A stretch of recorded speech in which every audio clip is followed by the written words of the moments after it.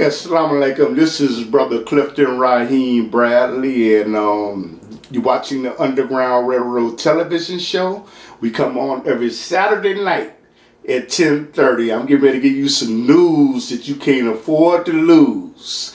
Coming from out of Chicago, but no matter where you are, you need to hear this. I'm going to have him introduce himself. Thank you for accepting the invitation to the Underground Railroad television show. No problem. Glad to be here. My name is Jason. Jason Savage to be exact. Basically, I'm a graduate student of my master's in social work from Chicago State. I've interned previously at a place called Images, where we help clients with mental health. Also, we help them with sexual abuse situations. We also help out with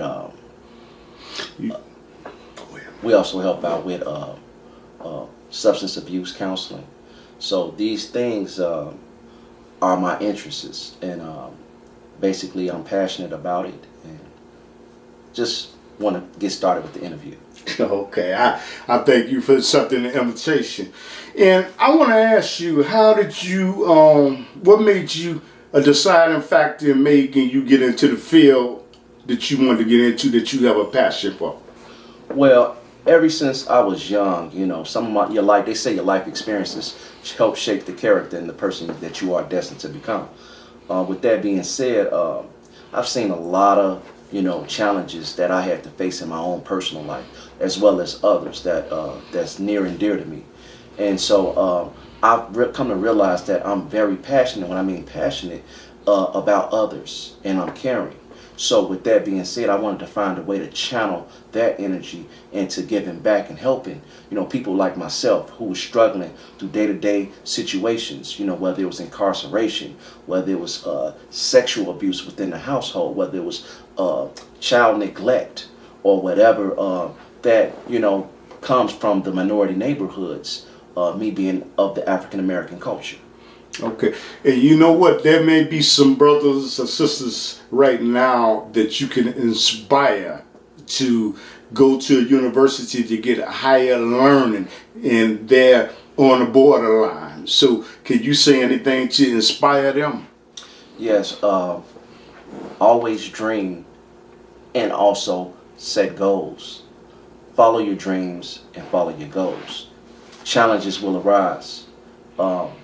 But my Creator, what I believe in, provides the strength for me to persevere, as well as I believe that works in others' lives as well. So I would say, don't be afraid of failure, because there's something to learn out of each fall that a person may take. I always like to ask, going back to your background, is it anything that your mother and father did to inspire you, to give you encouragement to go in the direction that you went into?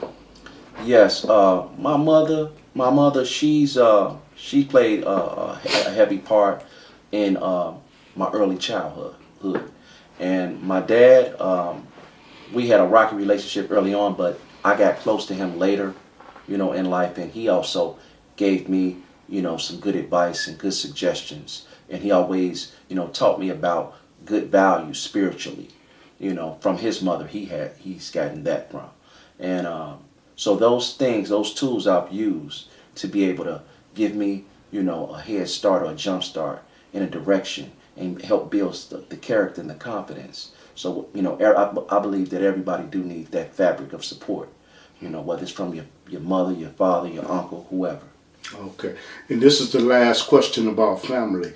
There may be somebody that's struggling to have a relationship with their mother and father because of things that were done in the past that impacted their future. Can you send a message to them? Yes. Well, I've had things, done to me, and I believe that having a positive role model, or having someone within the family fabric that you can identify with, You know, those are the things that we pull from as human beings, you know, because it's so much going on in the world today. So just to have someone doing something good or having a positive outlook or implicating by showing that, you know, my mother and my father had me at young ages. So I also had my grandparents in my life. So my grandparents was kind of like, you know, the niche, you know, the matriarch and the patriarch of the family. And so even though they were separated, they never got divorced, and they stayed relevant within my life. So the values that my grandfather had and the values that my grandmother had, both of them were working in their older age, and they took care of family and they believed in family. Those are some of the things that I, you know, absorbed and implemented into my own life in this present day. But I'm asking you, can you say something to somebody that's struggling in a relationship with their mother and father right now, and it may have been things that impact their future? Should they get back together with them, or just say, forget it? No, I believe they should get back together. You know, all wounds needs time to heal. And, you know, like I said, I don't mean to bring religion into it, but I have to in this matter, according to the question. You know, the God I serve, He forgives all. And so, you know, if I want to be like that, then I also implement that. You know, I try to identify and forgive. So I would suggest that, you know, a person should move on, and, you know, you don't forget if someone has hurting you, but you don't forget it, but you should forgive, and that makes, you know, the lifestyle more worth, you know, going on. Okay. And you know, switching to another other subject matter, you are a counselor, and you counsel people. Sound like you're saying that's the only way to heal is to start with yourself. But I want to go to drugs, okay, and mental health problems. What did you think about the government closing down all of these mental health facilities like Tinley Park and I think Mantino because of the budget crisis? What was your feelings about that? Well, I think it's a sad situation for them to do that. I believe that a lot of it has a lot to do with, you know, privatization. You know, dealing with the jail systems. You know, a lot of the jail systems are taking on the challenge now with dealing with mental health patients. You know, but they are not as equipped as these hospitals were, or armed with the tools to meet the challenges to the people who had mental illnesses. So being that they are in these jails, they're mixed in other populations with other people, and it's, you know, impactful, because when these people are released, they, you know, they're not transitioning to a better environment. That, you know, they're in crisis of recidivating and recreating a new situation for themselves. Now, do you think so? What do the people do if the mental health facilities have shut down because of tax resources and their budget cuts? What type of suggestion can you offer if they're saying there's limited funding to have programs like this? So, you know, what the people can do is, you know, the people have to pull together first and foremost within the community.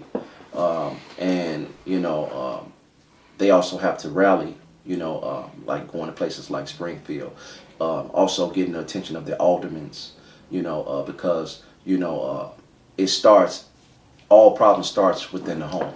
And the community is the home. You know, that's the home base. So, you know, you have to reach your local politicians, you know, put the pressure on them, you know, and you have to pull together, you know, because one voice cannot bring change, you know, but the masses of the people can, you know. Okay.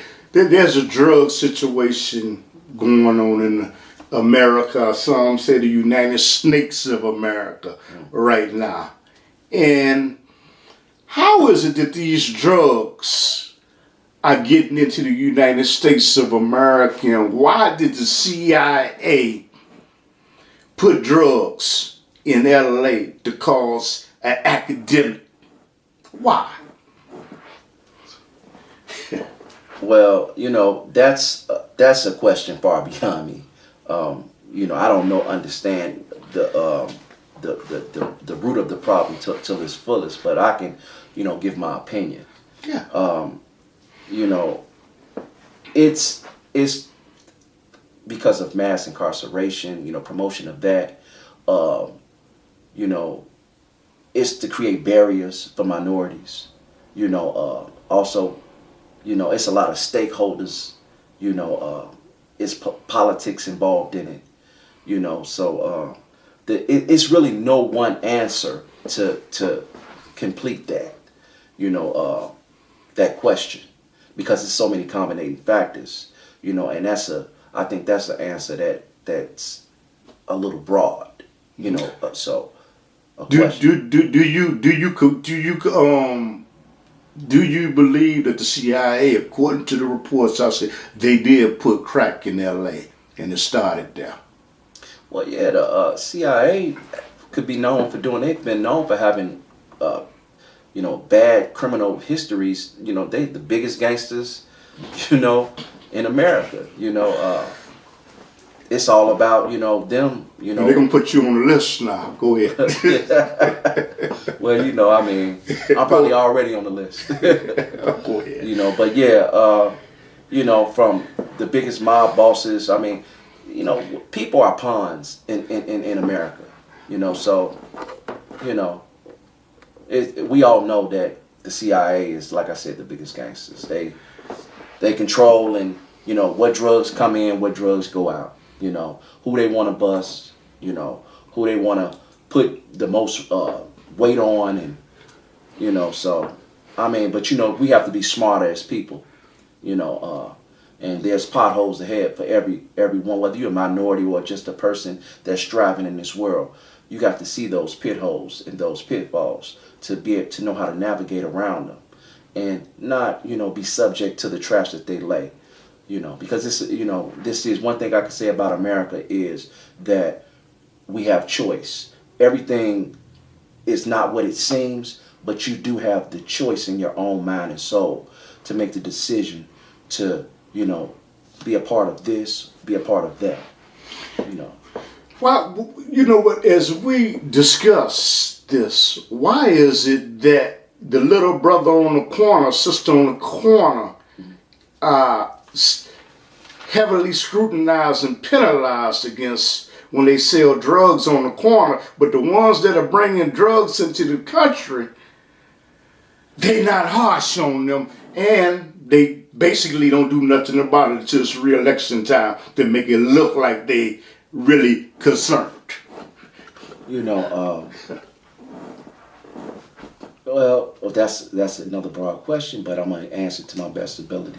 I'm gonna say that the brothers on the corner, are misinformed. They haven't been, raised with the proper raising, and they haven't been showed real leadership or real leadership qualities within their home, because of division of the families. Most black families are being headed by a single black mother, and a lot of black males are either incarcerated or dead or, like I said, in jail. So with that being said, this is how you slowly and over time castrate and a family, and so it's like the disintegration of nuclear families. I got a study. It says, according to Daniel Patrick Moynihan report in 1965, nearly 25% of black children were born to unwed mothers. Today the out of wedlock birth rates is nearly 75%, and even higher in some urban areas. This goes along with progressive policies that enable, like, subsidy for housing for the black woman. In certain policies, if a black male is incarcerated, how he's not able to, come and live with you know, his woman or his wife or even his baby mother if they have a family together. So this keeps the black man out of the house, even though they say it's trickles of that change, and it still hasn't completely changed. You made me think about the movie Claudine, this old movie called Claudine, but go ahead. Yeah, but you know, we as minorities, we also, like I said, have to be smarter, and we shouldn't play victimization in the things that we should be aware of. We should be knowledgeable of it. And what I mean by victimization is we shouldn't see ourselves as victims all the time, because the victim takes no responsibility or accountability for their past or current situation. Although we know that there's been a history of slavery and racism, you know, there's things that we can do as individuals. We just have to seek those things. But when I'm at, you know what, something I'm always also asking you is, why isn't the federal government as hard as on the government entities bringing drugs into the community, opposed to the little brother or sister that's on the corner? That's what I'm... Because it's politics. You know, it's politics. Politics. Yeah, exactly. You know, I mean, you know, it's really no, you know, they're not that. You know, this. Look at how this country was taken over. You know, so I mean, it's been a replica. You know, we have just lived through different paradigm shifts. It's been a replication of that. You know, in many different forms that's going on as we go further into, you know, this millennium and so forth. So, you know, it's gonna take not just one person. It's not just gonna take a few good people within minority cultures to make that change. It's gonna take something greater, you know, to bring not just awareness, but to completely change the momentum of where we're going. You know, one more question. You know what, President Reagan, he did a campaign that says say no to drugs. Mm-hmm. You know, and 3 strikes you're out. I think he came up with it. I gotta look that up. But why is it that they wanted to give an individual more time for doing crack, but when it came to cocaine that is used by the affluent, they got a slap on the hand, and opioids, right? They wasn't concerned about people in the inner community using drugs, but when European people started using opioids, they say we need a program. Can you answer that? Because you're a counselor. Yeah, well, my take on that is, you know, that's a form of targeted racism wrapped up in laws and policies, and it's various, you know, because they knew that blacks at that time, as well as whites, as well as the world, was using, you know, these opioids and this cocaine. But when, you know, when the word got out that blacks were using a household product with it, that's what helped to change cocaine to crack cocaine, which is, I think, from what I've learned growing up in the neighborhood, was I think baking soda, a household product they use. It didn't modify it. It still is the same substance. Mm-hmm. That's what made them say, okay, because crack cocaine was being sold in the minority neighborhoods versus regular cocaine was being sold in the you know, white neighborhoods. So, you know, we're gonna set policies up that's gonna, you know, create larger barriers for the blacks and the minorities alike, versus the whites get slaps on the wrist. You know, with that being said, you know, it's just another form of racism. Another, you know, but, you know, like I said, to be aware is better than just being alive. You know, so we've came a long way from that, even though that brothers today are still suffering, you know, are incarcerated. I want to get to Donald Trump and immigration and other subject matter. You know, What are your feelings about U.S. President Donald Trump? And then I'm going to move on to immigration, just so the audience can know what your feelings are. Donald Trump is Donald Trump. I personally don't know the man, so I don't hate anyone or dislike anyone. Do I agree with his perception? His policies. Do I agree even with his policies? Even when there were policies, for me to be, I'm not a political politically moved person anyway.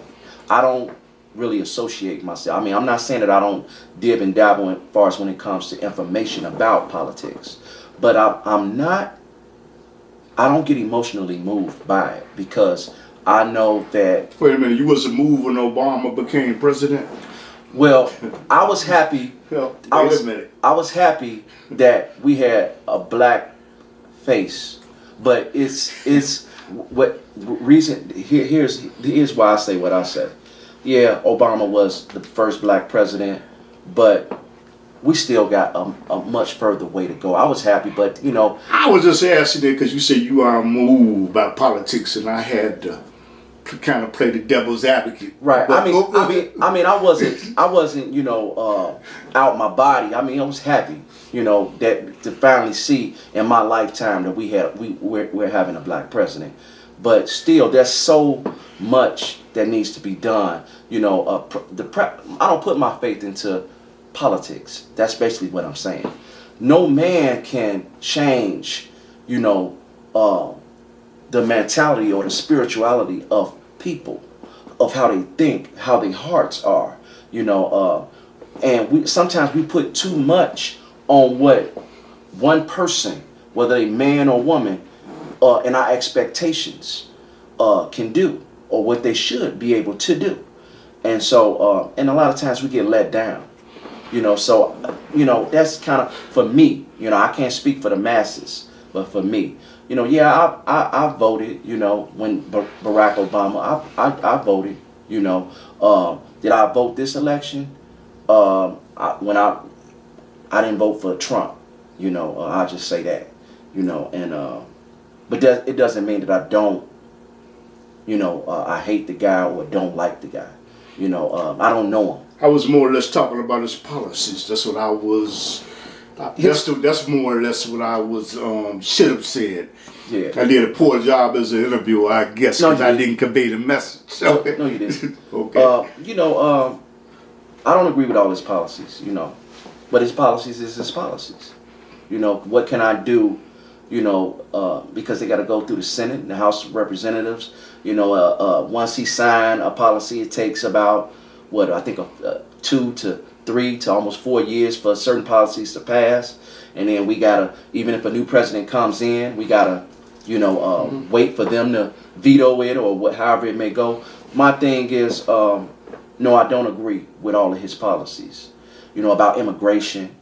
About him, how these young people or young families are being separated. You don't think he wants to make America great again? I don't think he has the power to make America great again. I'm just talking. No, I'm just responding.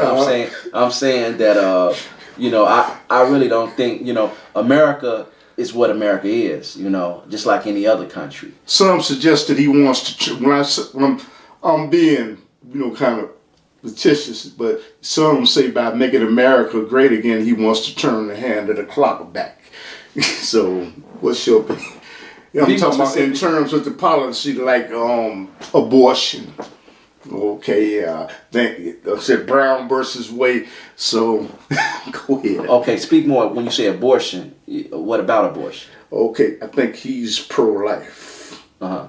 And he is pro-life. Mm-hmm. He probably would end up appointing a Supreme Court judge, which will make the highest court in the land, that will make the law for the lands for about 45 years, almost the next generation.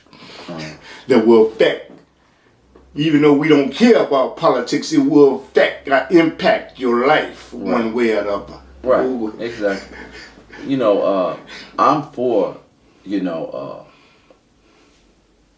when babies being born. I support life. Mm-hmm. Whether you were young. I feel that the key to life is reproducing. Mm-hmm. So anyone against that, I would think that just in my opinion, I think that they have a different.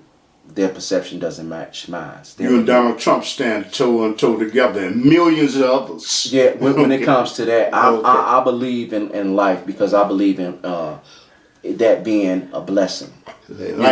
Lifestyle said conception. That's what actually, some people believe that, some people don't. But you know what about immigration? I would like to ask you something.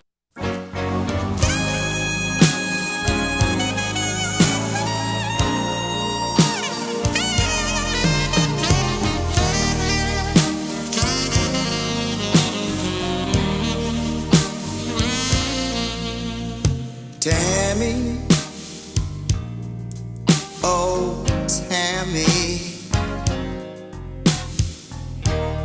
tell me you love me, but I know it's a lie, and I wonder why you don't love me anymore.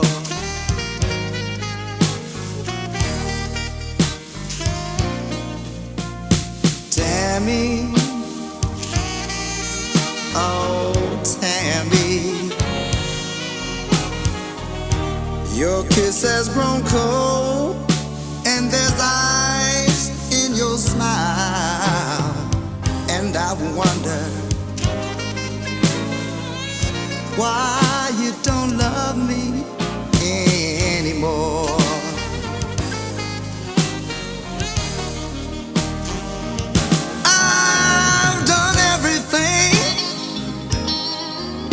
I know how to do, but you made up your mind. You're leaving. I can't believe it. Say it's not true.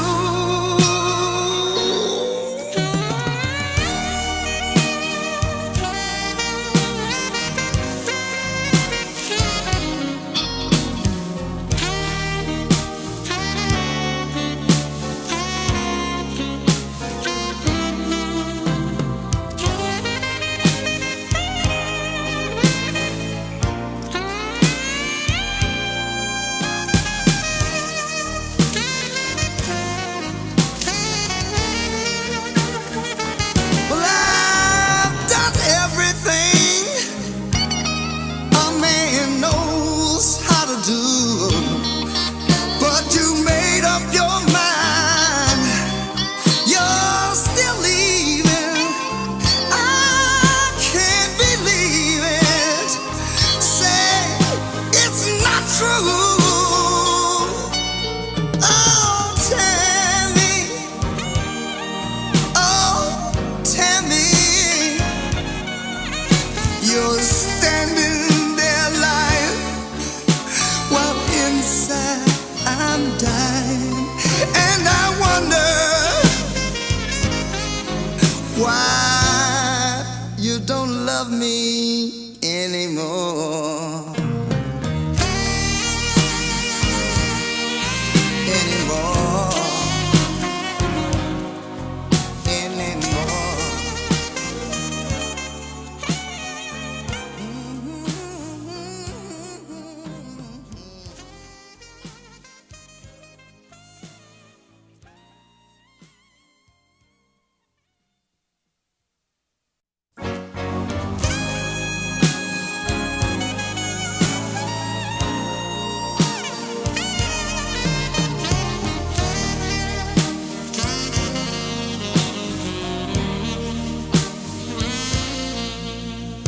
Tammy,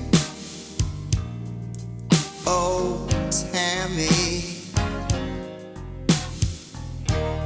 tell me you love me, but I know it's a lie, and I wonder why you don't love me anymore.